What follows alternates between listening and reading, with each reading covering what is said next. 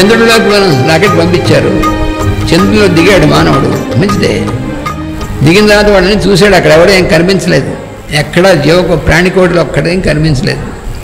కాబట్టి స్టేట్మెంట్ ఏం చెప్పాడంటే డెడ్ ప్లానెట్, అక్కడ ఎవరు లేరు,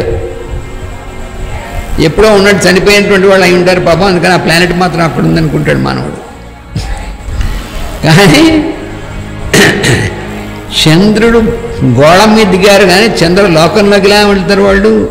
మన భూలోక వాసులం అంటే ప్లేన్, మన ఎర్త్ ప్లేన్, ఫిజికల్ ప్లేన్, అది మూన్ ప్లేన్, అది వేరే లోకం.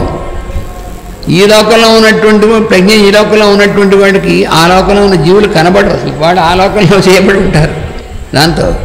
అందుకని చంద్రలోకంలో ఉన్నటువంటి వాళ్ళు ఆ లోకానికి సంబంధించినటువంటి శరీరాలు అవి ఉంటే మనకు కనబడవు, వాళ్ళకి మనం కనబడం. గోళం వేరు, లోకం వేరు. లోకంబులు, లోకస్థులు, లోకేశులు. లోకంబులు అంటే ప్లేన్ ఆఫ్ కాన్షియస్నెస్,